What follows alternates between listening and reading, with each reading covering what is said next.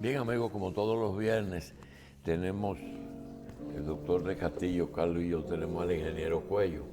Y quisiera, antes de darle paso a los análisis de José Israel, quisiéramos decir algunas cosas, y lo hacemos porque no quisiéramos que el Alzheimer nos traicione.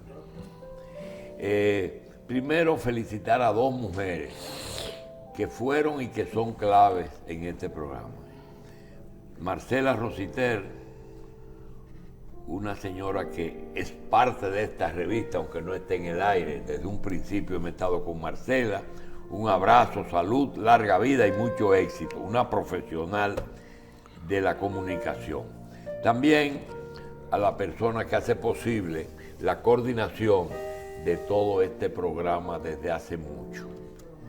Después que Wendy y, ¿cómo se llama? La otra niña, que eran coordinadoras, bueno, Nilsa Sánchez. Nilsa y Wendy, pues Yudelka se ha encargado de, y hoy cumpleaños Yudelka, que es abuela, por cierto. Sí. Otra cosa que quería decir, que se está quejando mucho el PRD, lo vamos a hablar ahorita con Nina, y es que los pocos viejos robles que está usando el presidente Abinader en su gobierno no es un reconocimiento, es un problema que le ha dado a Milagro con la transparencia y a Kiko con la rifa.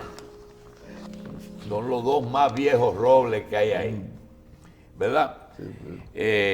También queremos decir que los operativos para recoger motores y los operativos para recoger ciudadanos haitianos ilegales tienen un final diferente. Cuando recogen los motores, termina que tienen que pagar los 1,000 pesos. Ahí no hay negocio, sino para el Estado. Pero los haitianos que recogen en la capital en los camiones, señores, no llegan al residencial de Jaina, ¿eh? En el camino pasa algo que se esfuma. Y viene el doctor Balcácer, vamos a hablar con él sobre la diferencia entre la prueba y la íntima convicción. Yo creo que la diferencia entre Miriam y Berenice es justamente un ministerio público que ha hecho la investigación y tiene íntima convicción, pero la ley dice que es la prueba. Por eso Miriam se queda callada. El otro tema es que allá en Haití hay 400 muertos por cólera contados, sin lo que se han dejado de contar. Que en Estados Unidos se suicidan 6,000 veteranos cada año. Y que cada día aumentan las dosis de sobredosis. Y los viajes que los dominicanos están incrementando hacia Estados Unidos, cada día aumentan y saludamos esa medida, que Estados Unidos le está dando cabida, ¿verdad? Porque es justo. Italia tiene un reporte de autopsias con unos resultados que yo creo que hay que guardarle eso a los médicos que conocen. Una cantidad de coágulos en los pulmones que yo creo que debe de... en vacunados muertos. Y ayer me ocurrieron 4 cosas. Una persona me manda un mensaje diciendo: te hice un favor, ahora que me lo pagues. ¿Y qué tú quieres? Yo quiero ser parte de la revista. Quiero agradecer ese reconocimiento del deseo que la gente quiere, cobrar los favores hasta participarme en la revista. El favor que se cobra no se convierte en negocio de una vez. Yo no sé.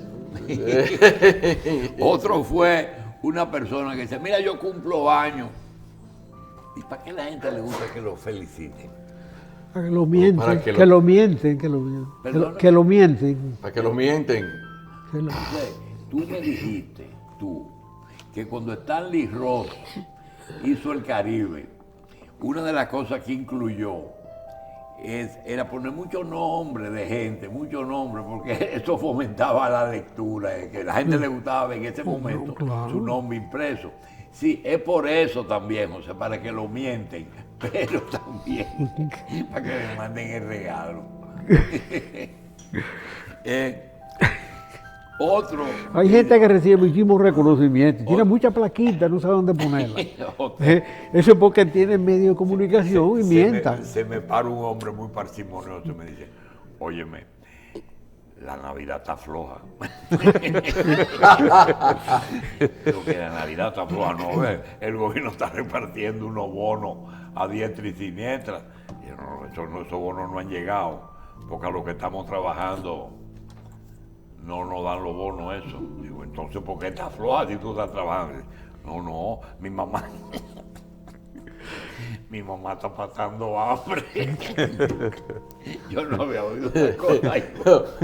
Estoy trabajando. No, pero... No califico para los bonos, pero mi mamá, yo no sé, dale tú la lectura, tú que siempre le revolteas la cosa por un sitio distinto. pero si un hombre dice que su mamá está pasando hambre, el que tiene problema es él. Mira, yo te voy a decir la última. Ayer se me prendió un bombillo gracias a un evento que pasó en la iglesia Las Mercedes. Y entendí de golpe y porrazo todo lo que está pasando aquí. ¿Por qué no está funcionando? Ay, Dios. Nada. Sí. Entra una señora, no se veía demasiado, no era una viejita muy pobre, sino una señora que entra, va, se para delante de unas estatuas, coloca un óvulo. Sí. ¿Te acuerdas del óvulo de Pérez Sánchez? ¿Tú sabes lo que es eso, verdad? Yo oí que Luis Heredia lo mencionaba, pero yo nunca supe lo que Lo era. que pasa es que cuando estaban recolectando dinero para la basílica, Monseñor Eliseo Pérez Sánchez dice, dona tu óvulo. Y dice, nosotros nunca lo supimos.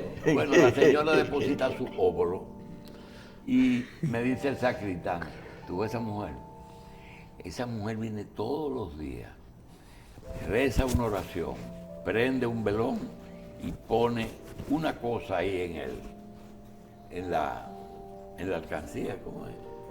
En las limosnas. Pero eso que hace esa mujer nos vale más que todo lo que hacen los PRDistas cada vez que tienen un aniversario. Porque en la Mercedes es que los PRDistas... Esa es la iglesia de Peña Gómez. Doctor, pero es que Porque esa mujer todos los días ella viene y ese. Digo yo, ¿qué pasa? Porque me dice el secretario, lo más importante aquí es el feligrés que dona sus cosas. El feligrés es el más importante. Me quedé pensando, digo, caramba, pero es verdad, en la iglesia el más importante es el feligrés. Y en la escuela el más importante es el alumno, no la ADP.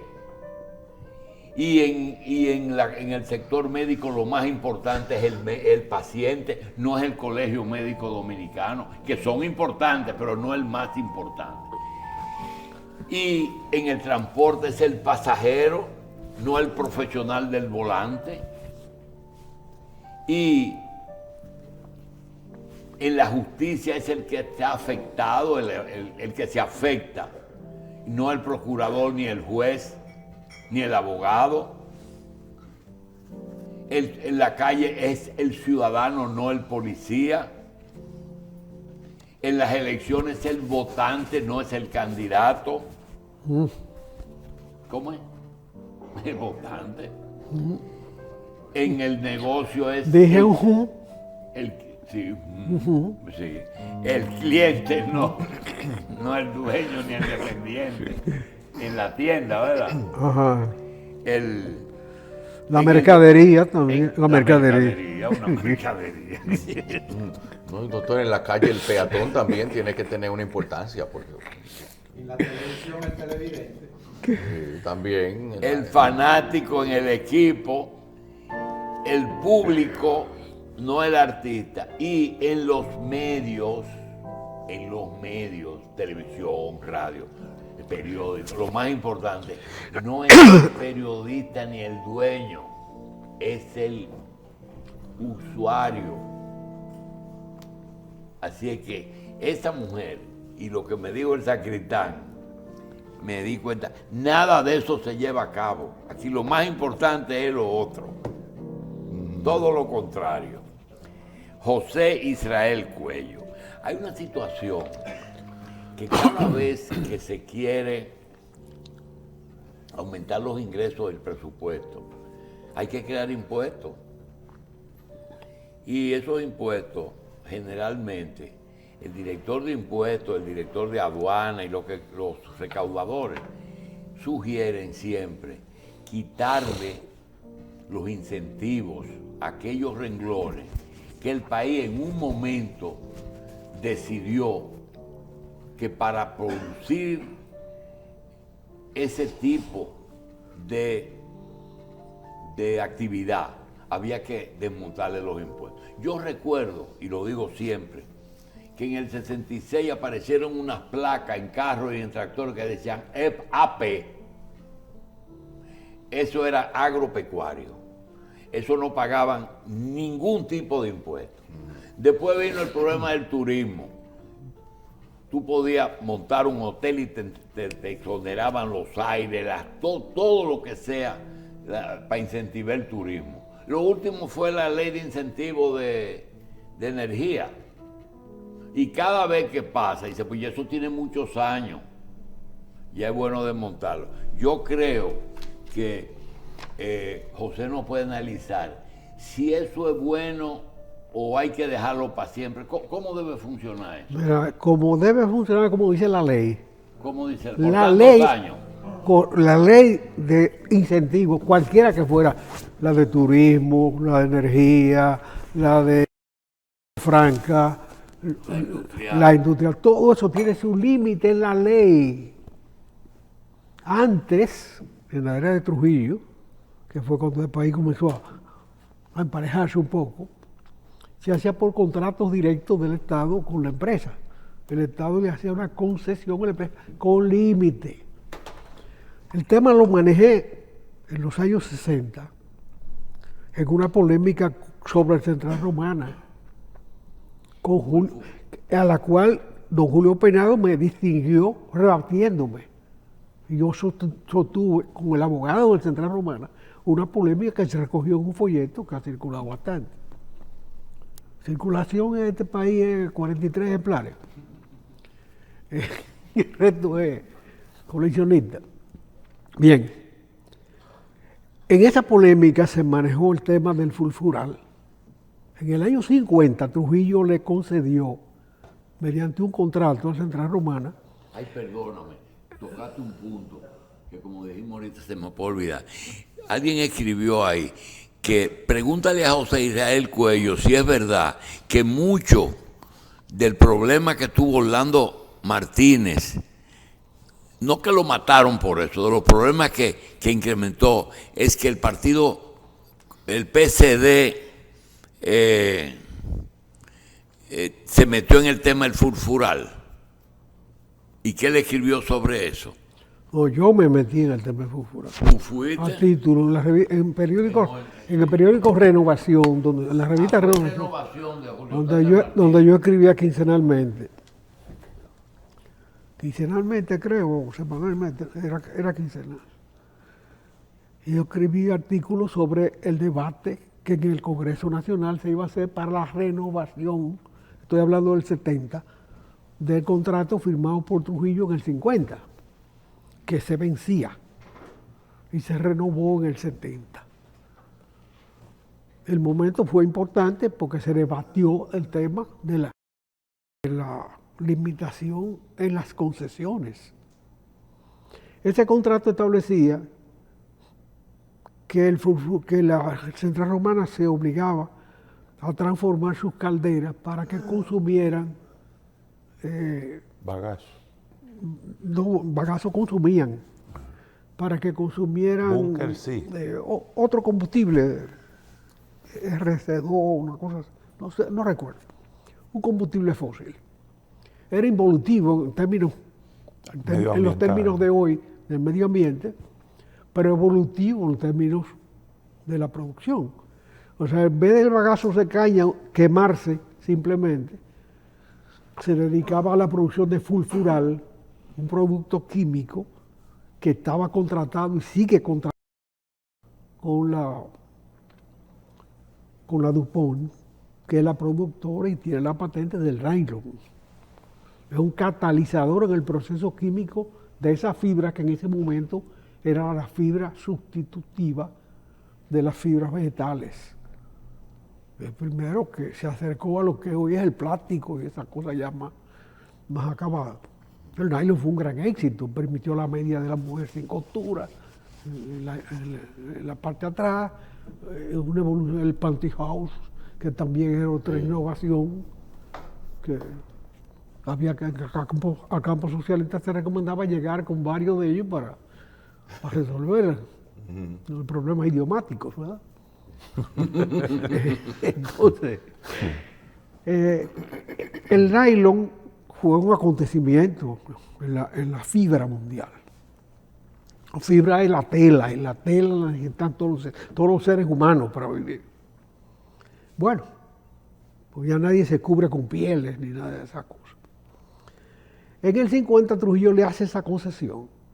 ¿En qué consistía? Que el RC2 creo que era el químico, pagaba impuestos.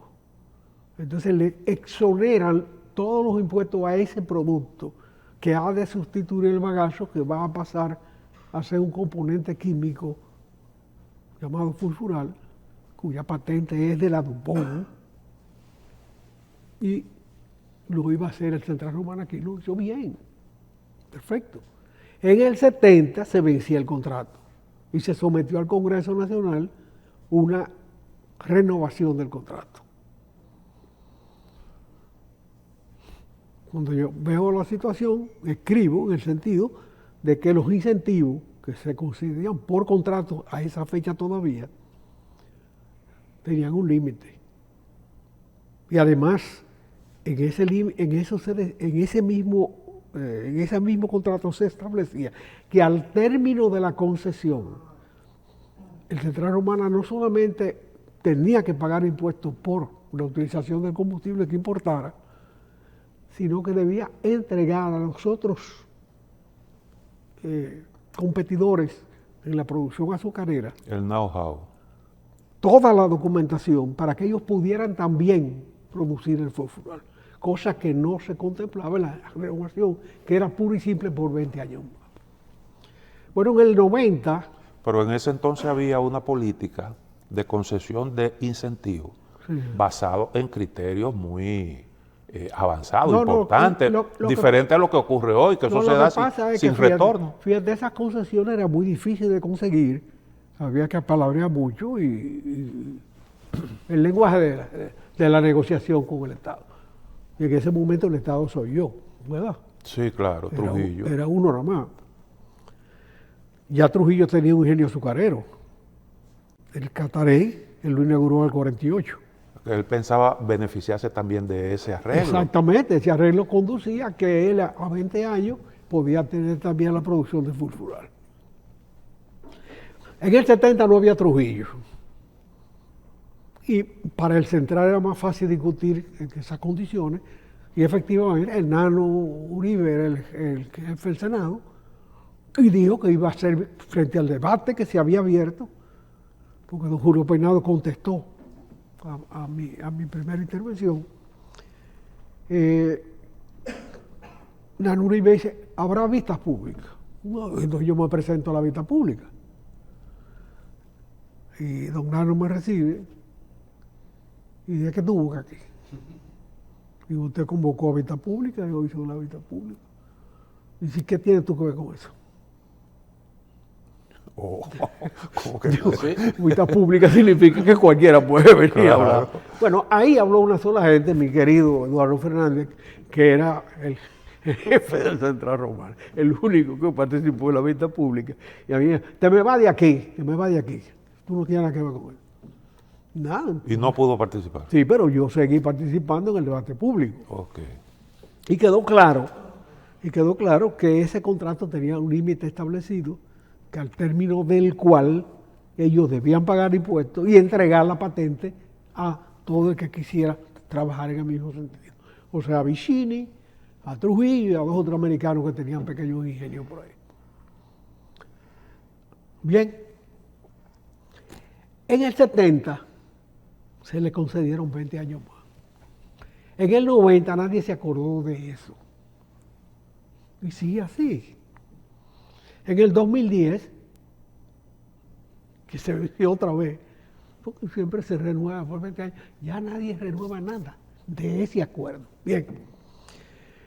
Posteriormente se evolucionó en el problema de las concesiones y se hicieron leyes que podían beneficiar a todo el que se acogiera a su disposición. La ley de incentivo industrial, la ley de zona franca, la ley de turismo, leyes para el desarrollo, que es un grado de urbanización superior. Y eventualmente todo el mundo puede beneficiarse de eso. Y muchos se han beneficiado de esas leyes. Como siempre, hay manejos por debajo. Pero esa política Por de ejemplo, concesión... en la ley de incentivo industrial había un problema de la satisfacción de la competencia. ¿Y quiénes arbitraban eso? Los que ya tenían intereses en el negocio. Que viví también el problema de las imprentas. Porque había una disposición de los años 40 en que el papel para libros no pagaba impuestos. Bueno, si tú podías demostrar que hacía libros, pues no era problema, se hacía el trámite correcto. La ley de incentivo industrial agregó una serie de productos que favorecían al negocio de la imprenta.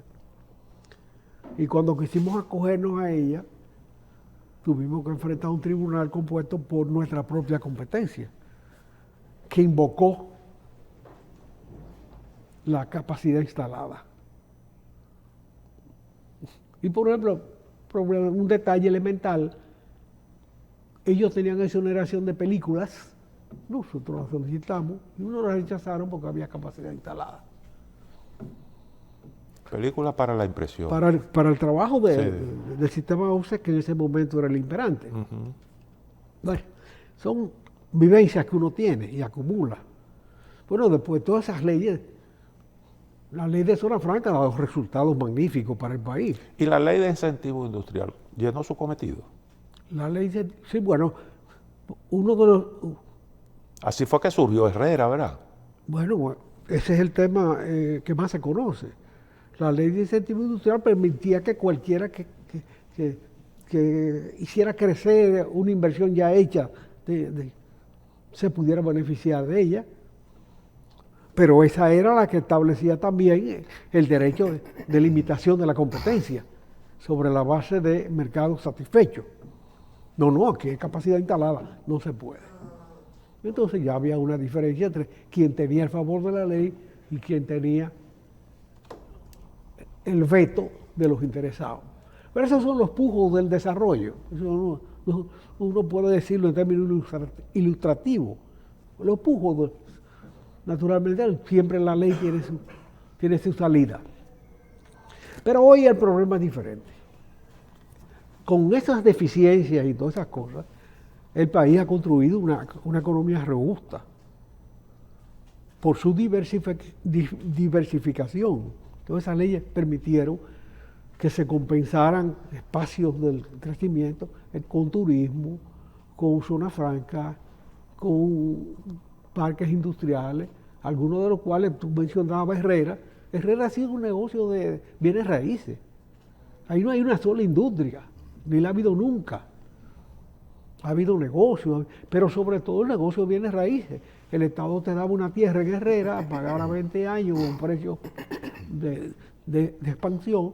Tú no hacías nada con la tierra. Es más, hay solares que nunca han trabajado.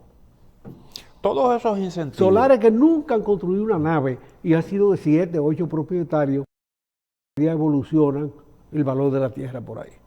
Pero hay algo con respecto a los incentivos. Muchas veces lo primero que nos viene a la mente son exenciones fiscales, pero yo no veo qué parte de los incentivos como que exige un compromiso en cuanto a importación de maquinaria moderna para ponerse a la par con la producción. Yo una vez... Bueno, pero puede haber incentivos de muchos tipos, pero la ley establece un término de los incentivos. Es un periodo, normalmente 20 años, que es el tiempo de maduración máximo que se considera necesario para que se arraigue un trabajo, una producción, una idea. Bien. Y en ese periodo... Nadie se acuerda. El único que podía tomar medidas con eso, naturalmente, era el director de impuestos internos y el director de aduanas. Porque ellos tienen que vigilar si la empresa que está solicitando el beneficio exonerativo cumplió ya los 20 años de la concesión o no. Pero eso no sé en qué medida ellos han asumido esa obligación, que es complicada. Y en ese porque periodo... son muchas las empresas que se han beneficiado y a muchas las que le ha caducado el periodo y ellos no quieren que se sepa. Esas leyes de incentivos establecen algún tipo de mecanismo para evaluar los efectos mientras dura... No. La ley da la concesión y tú te defiendes con ella. Ahora bien, hoy el país ha tenido un éxito en el manejo de una crisis que además encontró ayuda, porque arrancamos con la pandemia y ya vamos por una guerra europea que puede terminar en guerra mundial. Todo el mundo sabe que puede ser una guerra mundial y está aterrado. Bien. Pero la economía dominicana resistió por esa diversificación. Eso es lo que le da robustez. Aparte de que se descubrió los efectos benéficos de una emigración nacional que es capaz de compensar con las remesas el déficit de la balanza comercial con Estados Unidos. Estamos hablando de 10.000 millones de dólares anuales.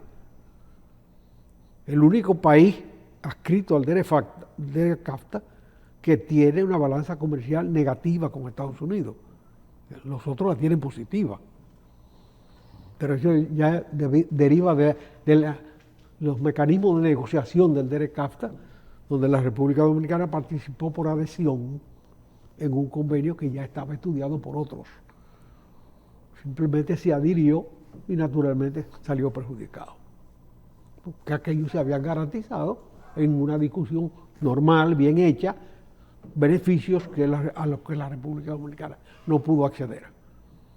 Y ahí estamos enchivados con una balanza comercial desfavorable. Pero esa balanza comercial desfavorable la compensa una migración que trabaja y manda dinero para este país para múltiples razones. De manera que la economía dominicana permitió que el país hoy haya encajado eso en deuda externa y en deuda interna. ¿Por dónde anda el gasto tributario de República Dominicana?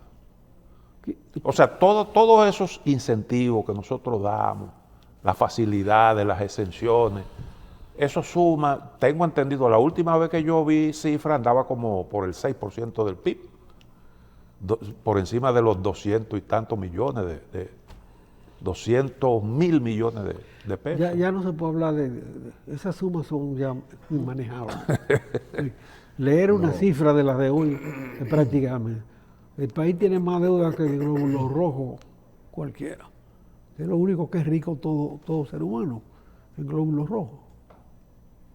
¿Y qué debemos nosotros revisar de todos esos incentivos que tenemos? El asunto es que se encajó una crisis con endeudamiento. Ahí quería llegar. Entonces, ¿dónde tocar el pago de la deuda? Bueno, en el vencimiento de las leyes de incentivo, revisar hasta qué punto se ha beneficiado cada quien de las leyes de incentivo y aplicar las consecuentes medidas. La robustez de todos esos negocios se demostró en el manejo de la crisis. No quebró uno solo. todos sostuvieron al país durante la crisis. Ingeniero, Y se sostuvieron ellos. ¿Eh? El incentivo que hay a los combustibles, que lo tienen empresas, sindicatos de choferes, eso es sano. Bueno, muchos fueron necesarios en su momento, otros una costumbre como el que se acostumbra a rascarse y después se rasca más de la cuenta. Y termina haciéndose una Lesionándose úlcera. la piel. Es así, todo puede ser bueno y puede ser perverso. Que hay gente que ha dicho que el incentivo, que el subsidio que a los combustibles evitó que la inflación se disparara por encima de un 10% inclusive. Bueno, el Estado tiene cómo cobrar ese incentivo. Cuando el petróleo se desplome, que se va a desplomar porque los ciclos son normales, entonces tú vas rebajando el precio y cobrando una parte del incentivo. Eso es muy fácil, porque todas las semanas se emite una resolución de precios. Cuando el petróleo se le desplome a los que tienen la dicha de tenerlo, y eso va a ser pronto, o a menos que se acabe el mundo, pues los ciclos se conocen, el comportamiento de los precios se conoce. Además, ningún producto resiste un nivel de precios como el que tiene el petróleo sin que las sociedades generen soluciones alternativas. De repente todo el mundo está descubriendo el hidrógeno, Sí. ¿pero por qué? Porque no se soporta el costo de la energía de hoy. Sí. Tan sencillo como eso. Claro. O sea, no es problema del cambio climático, eso son oraciones a la Virgen. Eso de tú decirle que por el cambio climático cambien el combustible. Eso es igualito que una oración a la Virgen, no tiene ningún resultado. Es el precio el que determina. Entonces el precio del petróleo va a caer. Mira, es un problema de contabilidad. En vez de tú rebajarle todo lo que significa, le rebajas la mitad y todo el mundo va a estar feliz. Porque la mitad es buena. Cuando comienza a descender, pasa el incentivo para allá y lo coge de aquí. Ese no es el problema. El problema es la deuda pública. La que no es problema compensable, como es el caso de los combustibles. Que nosotros hemos ido posponiendo la solución a ese problema. No, y ha crecido de una Y manera está creciendo. que ya no hay forma de mentarla. Son miles de millones para cualquier tontería. Son miles de millones, no son millones. Y yo no sé dónde, porque el billón americano es distinto al billón del sistema métrico decimal. Sí. Es distinto. Sí. Porque el americano es El americano son 1.000 millones. 1.000 mil millones. millones, este es un millón de millones. Ese- No, Que a veces no, cuesta uno no. saber de qué me están hablando. El billón debería ser millón de millones. Claro. Sí. Pero en Estados Unidos lo rebajaron. Pero había una, el millar de millones. había Sí. una diferencia entre el subsidio que el gobierno hizo producto de la guerra de Ucrania y Rusia y otra es la exención de impuestos al combustible que se benefician muchas empresas. Sí, Son diferentes. sí, claro. Pero bueno, en definitiva, el combustible se contuvo en la relación entre el precio externo y el precio interno. Se contuvo y fue sano, porque evitó transferir a la población un paquete Sí, sí, claro. demasiado grande y redujo en gran medida los recursos del Estado. Pero eso, yo reitero, eso es compensable. Eso se maneja, el Ministerio de Industria manejará los precios hacia abajo a una velocidad distinta para recuperar ese dinero. Ahora, ¿en qué medida, ingeniero, la gran cantidad de inversión extranjera que llega a la República Dominicana? Por mucho tiempo nosotros hemos liderado el Caribe en materia de atracción de inversión extranjera directa. ¿En qué medida eso tiene que ver con todos esos incentivos que hay aquí en República Dominicana? ¿Y cuáles pueden ser las consecuencias de la revisión de esas medidas? No, espérate. La revisión de esa medida está establecida en la ley. Eso no es un problema. O sea, si se modifica la ley, santo remedio, se modificó la ley. porque eso es indiscutible, hay la potestad de modificar la ley, pero no de reducir los incentivos a unos y a otros no. Usted cumplió 20 años, que era el periodo, bueno, o sea, de acuerdo a la ley, usted ahora comienza a pagar impuestos. Porque son muchos impuestos distintos, hay impuestos de aduana, hay impuestos a la renta, hay impuestos de todo tipo. Entonces, ellos se clasifican de acuerdo a las necesidades de cada ley. Pero la gente tiene que entender que la ley tiene que cumplirse. Se podrían invocar razones muy excelsas, pero la muestra es que la robustez de la economía dominicana, que se estableció en virtud de esas leyes y sus defectos, las dos cosas operaron juntas, fue capaz de transferir a deuda interna y a deuda externa los déficits del Estado en esta situación. Hay que recoger ese déficit, tan sencillo como ¿Cuánto eso. se pudiera recaudar como consecuencia de la revisión de esos incentivos? ¿Sería suficiente como para más o menos enfrentar los compromisos externos? Es un nicho a estudiar, pero es un nicho a tener en cuenta, porque nadie puede alegar que la suspensión de los beneficios de una ley al término del periodo de la ley es mala. Usted, cuando le dieron los incentivos, se acogió a eso. No se acostumbra a la práctica de Central Romana de que a los primeros 20 años se discutió y después no se ha discutido más nunca. Por lo menos públicamente no se sabe cuál es la situación de ese contrato, que en el 50 debió extinguirse. Todavía hoy, En el 70. estamos hablando, en el 70 debió extinguirse. 70. Y todavía hoy no sabemos en qué estatus se encuentra. Pero ¿cuánta gente instaló zonas francas en este país hace 50 años ya? Acogiéndose un beneficio de la ley. Pero yo no he visto que se haya revisado el sistema impositivo respecto de ello. En el caso de la zona franca, hay beneficios fiscales en la aduana y en la renta. De manera que hay doble ¿Y cómo beneficio otros países fiscal. de la región, ingeniero, manejan este tema? Comparando con República Dominicana, ¿cuál ha sido el manejo y los resultados? No tengo idea no tengo idea de cómo Porque manejar. siempre, por ejemplo, cuando se habla de zona franca, se hace la comparación para ver si el país es competitivo o no. Lo que pasa es que aquí hay un abanico de emprendimientos institucionales distinto a los otros países. O sea, el turismo dominicano ha crecido por la iniciativa de gente emprendedora que se acogió a esas leyes, pero también porque tenemos recursos naturales diferentes a explotar y porque tenemos empresarios capaces de enfrentar todos los riesgos que eso significa. Cuando Fran Reinieri cogió para allá, para el este, había terreno donde el ser humano no había pisado la tierra. Sí.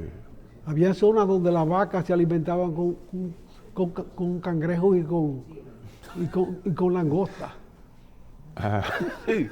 No eran herbívoras. Camarones. Comían langosta.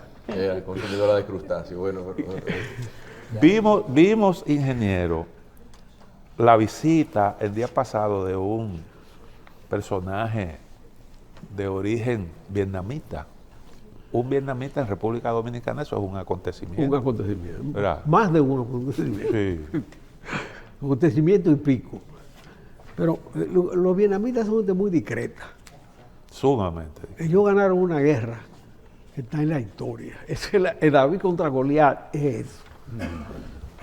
El embajador americano cogiendo un helicóptero que está volando ya, agarrado de la escalera de soga, a sacarlo del techo de la embajada de Vietnam, sí. en Hanoi. Una de las fotos históricas. Una de las fotos más emblemáticas de ese atrevimiento imperial de meterse en ese problema. Estados Unidos no se ha hecho la autocrítica correspondiente. Y a los vietnamitas no les interesa eso. Hoy son un país moderno. Yo siempre me preguntaba, cuando esa guerra, a la que le di mucho seguimiento, estaba en su esplendor, ¿qué iba a ser de esa nación de guerreros, de 2 o 3 generaciones peleando, primero contra Francia y luego contra Estados Unidos? Porque fue un solape. Le entregaron en vuelo el negocio a los yanquis, los franceses. ¿Cómo iba a desarrollarse una nación atrofiada en el conocimiento por una guerra de varias generaciones? ¿Cómo un soldado podía convertirse, un soldado endémico, podía convertirse en un productor? En un productor. Y los vietnamitas lo hicieron. De la noche a la mañana, toda esa gente que estaba envilecido por la guerra, que envilece a todos, al que la provoca y al que la resiste. Y tú tienes los suicidios de los veteranos mexicanos, 6.000 en un año. Sí. Bueno, ¿cómo se puede transformar una sociedad? Eso es una cosa, un misterio. Y eso solo lo ha hecho Vietnam en el mundo. Tienen una economía muy dinámica. Una economía sumamente dinámica. Entonces yo pienso, ahora con esta transformación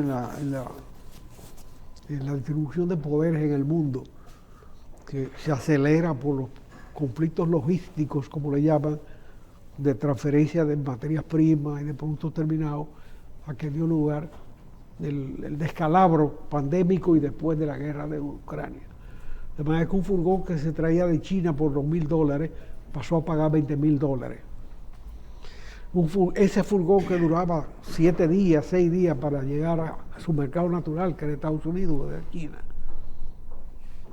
pasa a durar 2 o 3 meses. Eso reordena los sectores de producción. ¿Y cuál es el tamaño de Vietnam ahora mismo? El mismo tamaño que te decía. Está unido ya, ¿verdad? Sí, es una sola nación. José, un paréntesis. Alemania se unió y Vietnam se unió, los 2 Vietnam y las 2 Alemania.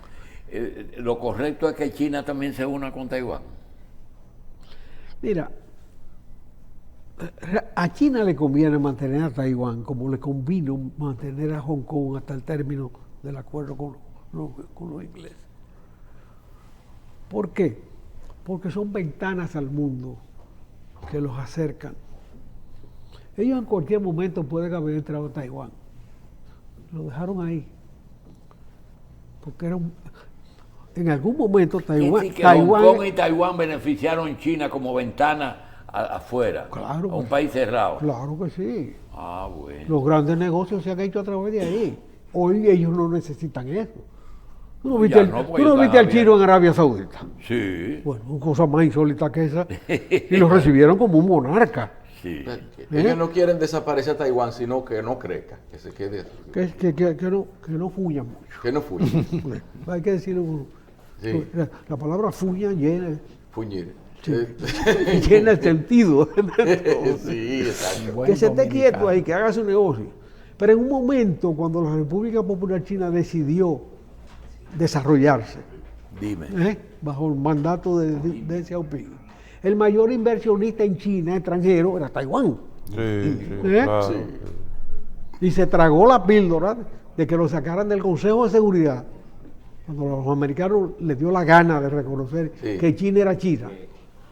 Le entregó el puesto del Consejo de Seguridad a China y se lo quitó a Taiwán.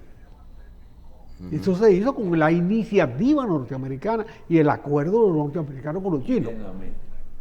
De manera que eso es elemental. Sí. Ingeniero, usted sabe que lo estaba comentando en la historia del doctor, que parece como de abril del 65, quizás en algún otro caso que yo no me haya dado cuenta, ya no se sabe quién gana la guerra aquí. En el mundo, de que se enfrentaron al ejército y no se dijo quién ganó. Oye, eso. ¿Sí? La Telefónica de Haití la compró Vietnam y se llama Vietcom. Es de una inversión vietnamita, la que era oficial, la Telefónica oficial de Haití. y allá es un gobierno militar. Pero esas son de las cosas que se observan hoy en día. Estados Unidos tuvo muy buenas relaciones, el ingeniero lo acaba de referir, hizo las paces con China, a pesar de que China tenía un partido comunista en el poder. En Vietnam es la misma cosa, pero las relaciones de Estados Unidos con Vietnam son excelentes. Estados Unidos hoy le vende hasta armamentos a Vietnam. Sí, pero puede ser, Cristino, que Estados Unidos aplique la costumbre aquella de que cuando tú peleas con Estados Unidos es un negocio, después viene el plan Marshall. Sí. A lo mejor él hizo un plan Marshall en Vietnam. ¿Que Estados Unidos? Sí. Bueno, Vietnam se desarrolló por sí mismo ahí. Por sí mismo. Separado. El mayor inversionista en China en algún momento fue Vietnam, fue Taiwán. Claro, los otros lo desplazaron después. Taiwán fue primero.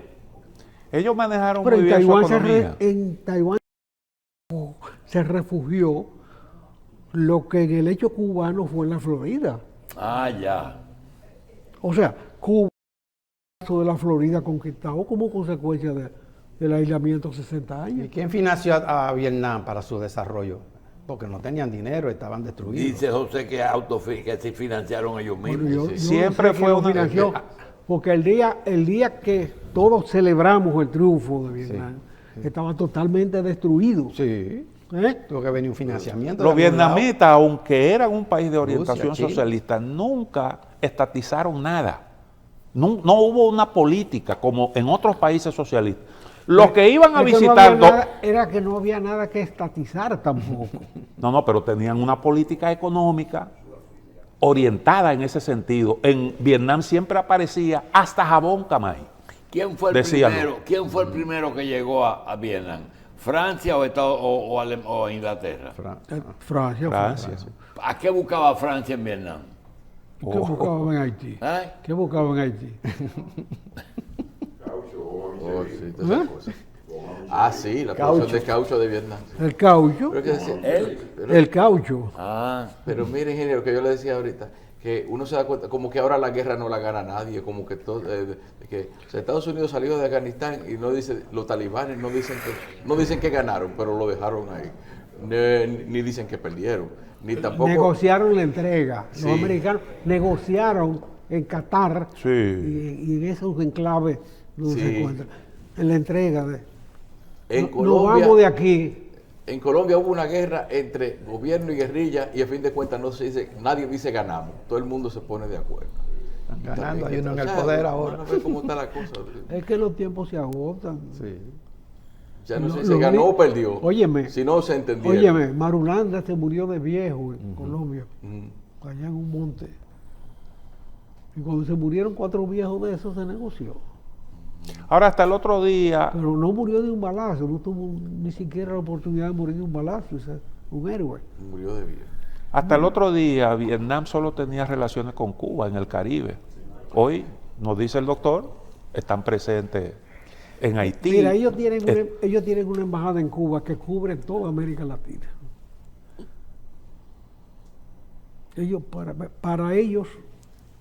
Porque ellos calculan cada centavo. Es que costoso. Yo recuerdo cuando estudiaba en Moscú, ellos le plantearon a los soviéticos, ¿cuánto es el estipendio de un estudiante? Son tantos. Nosotros vamos a mandar 2 por cada uno de esos, por cada estipendio de eso. El estudiante vietnamita tiene que vivir con la mitad de ese estipendio. Ese es el cálculo. ¿Eran 45 rublos? ¿Verdad? No, eran 70 y 70. ¿Llegó a 70? Sí. Sí, se vivía con eso. Sí. Ay Dios, vamos a una pausa.